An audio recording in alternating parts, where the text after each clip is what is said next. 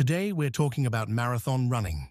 April is a big month for runners because two of the most famous races in the world take place then: the Boston Marathon and the London Marathon. Joining us are two athletes who will take part this year. Megan is preparing for Boston and Daniel will run in London. Welcome to both of you. Thanks for having us. Great to be here. Megan, let's start with you. Why did you decide to run the Boston Marathon? Well, Boston is a very special race.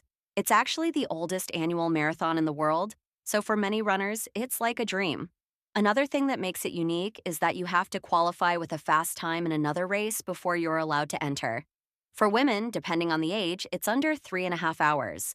So when I finally ran the Pittsburgh Marathon in 3 hours and 22 minutes, I knew I had to apply.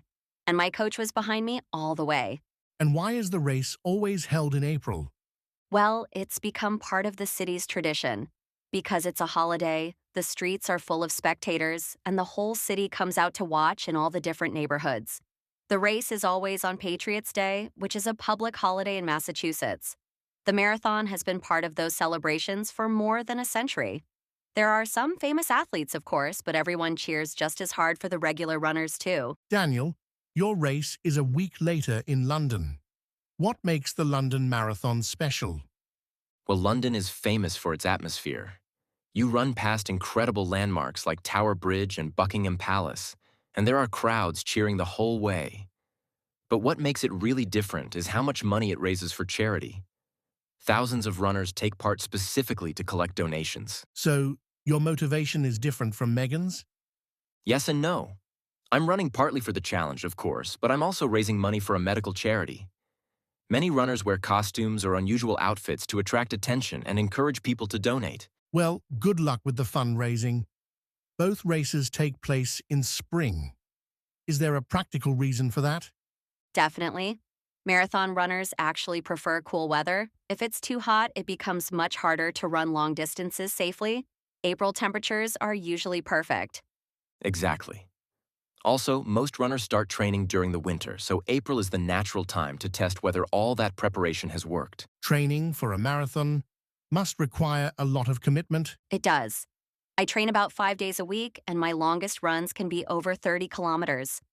But the hardest part for me is probably the final kilometers of the race itself. Why is that? Well, at the beginning, all the runners start together, so running can be difficult. By the end, we'll be more spread out, but then comes the really hard part because Boston has a famous hill called Heartbreak Hill near the end of the course. By that point, you're already exhausted, so climbing a hill can feel impossible. It's important to drink along the way. Otherwise, you'll be dehydrated by the end, but there are plenty of aid stations. Daniel, do you expect similar difficulties in London? The London course is actually quite flat, which helps runners achieve good times. But the challenge there is staying focused because the race is so crowded and exciting. If you start too strong, then by the end you'll really pay the price. I'm planning on starting slow, and I might even be wearing a costume. Finally, what would you say to someone who is thinking about running their first marathon? I'd say start slowly and be patient. You can't prepare for a marathon overnight. You need a minimum of 4 months of training, at least 4 days a week. And remember that the experience isn't just about the finish line. It's also about the journey and the people you meet along the way. I have a great running group, and we do all the long runs together. In fact, we're raising money for the same charity for cancer research, and having a common goal has really brought us together. Well, Megan and Daniel, good luck in Boston and London this April. Thanks for joining us today.